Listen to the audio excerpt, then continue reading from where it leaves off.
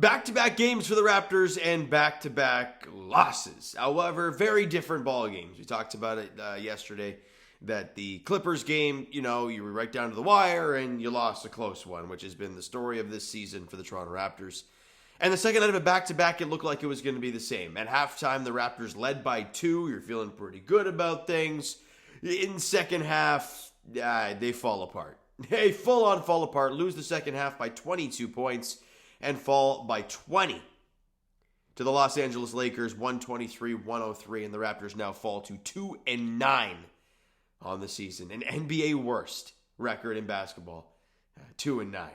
So it's been a start for this Raptor team, but you know what? It's been the most watchable 2-9 team, I gotta say. Other than last night's second half, hey, it is what it is. But let's break this thing down, right? First quarter was great. Raptors come out flying. They actually win the first quarter by 8, 34-26, and you're thinking, okay, on the second night of a back-to-back, that's a great start. And you then lose the second quarter by 6, 27-21, but like I mentioned, you lead 55-53 at the break. But as we all know with watching sports, on the second night of a back-to-back, that second half, or in hockey, it's the third period of the second night of a back-to-back, is usually something of a grind. You want to try and get a decent lead going into it, so then if you kind of fall back, you're able to hold on to the victory. They only go into the half with a 2-point lead, so it falls apart and dies as you lose the third quarter 35-27 and lose the fourth quarter 35-21. So a rough one. A few glaring things. AD did leave the game. It didn't matter. LeBron and Austin Reeves full on cooked, as they usually do, right? LeBron with the triple-double, 19, 10, and 16 assists. I mean, he was outstanding as per usual, and Austin Reeves dropped 27, and AD only played 25 minutes, but he still scored 22 points and only took 8 shots. Got to the free throw line a bunch. Whereas the Raptors' offense really changed, and with a guy like Grady Dick, and I'll talk about him first. I usually kind of just go down the list of guys. I'll start with Grady. I thought they were really good early offensively, getting to the basket. Was it Ochai? Was great. RJ was great early, and then that changed in the second half. Grady Dick was not getting any action. He had 14 points, 1 board, 3 assists, which was awesome, but only took 10 shots. Was 5 of 10 there. The fact that Jakob Poeltl took 2 more shots than Grady, not a fan. 5 of 10 from the field, 2 of 2 from the line, was 2 of 3 from three-point range. Why is Grady taking only 3 threes? I don't know. And Darko was asked after the game as to why Grady was not really focused on in the offense. He wasn't really involved as much in the second half, and you got your ass kicked in the second half by 22. And this was his quote. He made 4 or 5 really good cuts, and we didn't find him. We as a team need to do a better job. He's not a player that's going to play 20 pick and rolls or isolations and create that way. That is the quote from Darko after the game about why Grady was not as involved in the second half as he was in the first half. So I don't buy it. In a rebuilding season, you want your young fella, your 20-year-old sniper, to take shots. You know, what's the quote from was it last year when we got Emmanuel Quickly? Darko makes the joke of, I want to see him taking 10 threes a night. And I'm like, hey, I'm okay with that because you want to see what you got from the kid. So with Grady, I'd like to see him take more shots than that. But regardless, he was in double figures again. He was efficient doing it. But defensively, Austin Reeves was full on cooking Grady. And that's something that even last year, defensively, you're not going to get a lot from Grady. He's been better this season, but still got full-on cooked by Austin Reeves. So that's something to keep an eye on moving forward. RJ Barrett was great to start, but again, ran out of gas, it seemed. 18, 7, and 4, shot 5 of 15 from the field, 7 of 9 from the free throw line, which is nice, but took 7 threes. The fact that he took over double the threes that Grady took, and he only played 4 more minutes, yeah, that shouldn't be happening. Right, 1 of 7 from three-point range, not great. Did have 4 turnovers, was a minus 24 while RJ was on the floor. Not great. Ochai Agbaji continues to impress me, man. Look, he's not doing a whole lot. He's not, like I mentioned yesterday, he's not creating his own offense. But he's been damn efficient. 16 points, 6 rebounds, 1 assist, 5 of 7 from the field, 2 of 2 from the line, 4 of 5 from three-point range. He was at minus 11, but You lost by 20. You lost by 20.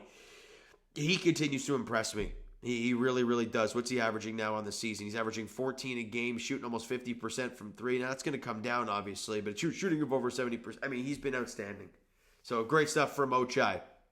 Jakob Poeltl, definitely a better game than the one against the Clippers, but still, God, you got you wanting, right?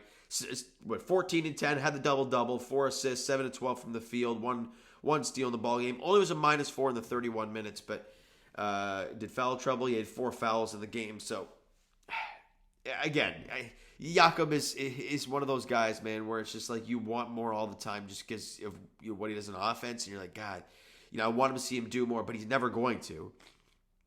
And he just he doesn't do a lot, but he does a lot of the small things, as we learned last year when he was not in the lineup, how bad this team looked. IQ struggled last night shooting the rock. Right, 12 points, 1 board, trying not to sneeze. 4 assists in the ballgame, 4 of 15 from the field, 3 of 3 from the line, 1 of 4 from distance, with a -21 in the 27 minutes that he played. So, there's that struggle from IQ. But again, only a second game back. You want to see him get back into the groove of things. So I can't complain. And Chris Boucher, I thought he was one of the best Raptors today, or last night, keeping the team in it, right? When they had a run, it was canceled by Chris Boucher's corner 3. He did a great job. 18 points, 5 rebounds, 3 assists.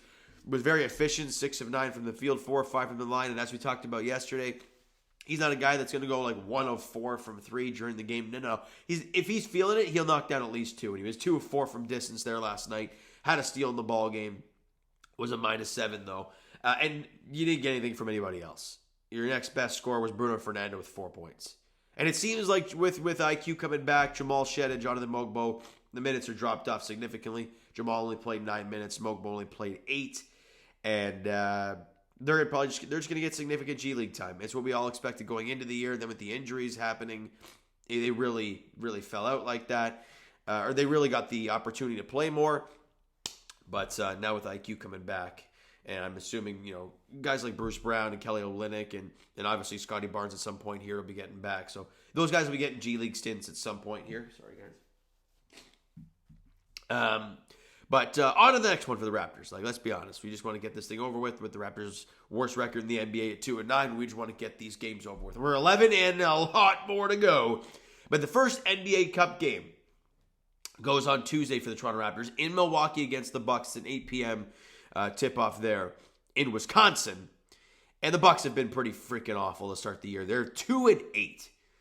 Like, they have been awful to start the year. And hey, if you're all about tank and whatnot, regardless, I don't expect the Bucks to be this bad all year long. They're 2-8 right now. Maybe you can give them a victory. I don't know. We'll see how it goes there on Tuesday night as the Raptors look to end there. Was it a 4-game losing skid now? Yeah, 4-game losing skid in Milwaukee against the Bucks. All right, so guys, that's going to do it for this one. If you enjoyed the video and the first half of yesterday's game, hit that like button. Do appreciate it. Hit the subscribe button if it's not done so already. Comment down below your thoughts on the video, thoughts on the game. Would you not like from last night's game for the Toronto Raptors? Twitter, Discord, Instagram, TikTok, all that stuff is down below. So follow up there if you haven't done so already, and I will talk to you guys Leafs Edition Tuesday as they host the Auto Centers at Scotiabank Arena at 7 o'clock. And as for the Raptors, NBA Cup play, Game 1 in group play on Tuesday night, 8 p.m. tip-off in Milwaukee against the Bucks. Thank you guys so much for listening and watching. Hope you enjoyed the video and not the game. Talk to you guys then.